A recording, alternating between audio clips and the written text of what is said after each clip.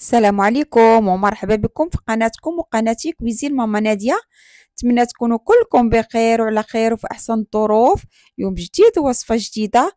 اليوم غادي نتقاسم معكم بسبوسة مشكلطة لذيذة معلكة بواحد لاصوص اللي كتجي خطيرة.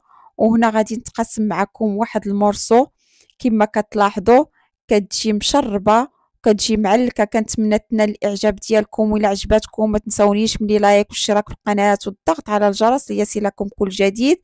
فخليكم معايا نشوفوا الوصفه مع طريقه التحضير. بسم الله. فواحد الاناء غادي ندير رشه ديال الملح، 2 بيضات، نص كاس ديال السكر حبيبات، كيس ديال فاني، وغادي نضرب مزيان مزيان حتى غادي يذوب السكر. وغادي يبدا الخليط يميل البيوضه. غادي نضيف كاس لاروب ديال الزيت وانا كنضرب. غادي نضيف كاس ديال الحليب.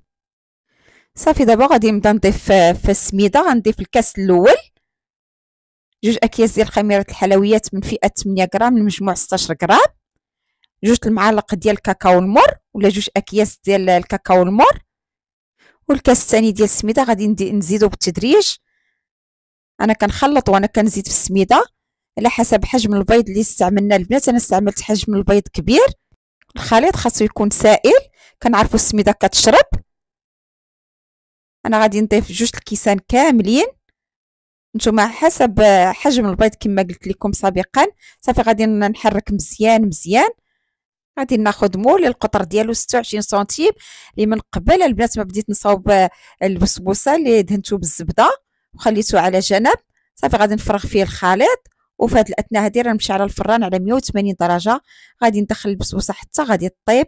غتجي على هذا الشكل هذا. غادي نخليها على جنب وندوز نصاوب لاصوص اللي غادي نحتاج فيها كاس ونص ديال الحليب، معلقه كبيره ديال السكر، معلقه صغيره بومبي ديال النشا، واحد الكيس ديال الكاكاو المر ولا معلقه ديال الكاكاو المر اللي عندكم. وغادي نخلط مزيان على البارد وغادي نحطها فوق النار مع التحريك المستمر حتى غادي تبدا تغلي. وغادي نضيف واحد 10 المرصويات ديال الشكلاط وهي فوق النار. صافي غادي نطفي على النار وغادي نبقى نحرك حتى غادي يذوب الشكلاط. وغادي نرجع للبسبوسه. غادي نتقبها بهذا الشكل هذا باش تشرب لاصوص. وغادي نقطعها على هذا الشكل هذا، وانتم قطعوا الشكل اللي بغيتو. صافي وغادي نسقيها بلاصوص اللي وجدت معكم مزيان البنات حتى غادي تشربها مزيان. وغادي ندوز نعاود مره اخرى ندوز الموس من هذوك التقطيعات اللي قطعت عاد ما بانتش في التصوير. وغادي نزينها هنايا بالبيستاش، والتزيين كيبقى اختياري. زينوها بالكوك بالبيستاش بالكاوكاو اللي بغيتوها البنات. وهذا هو الشكل ديالها النهائي.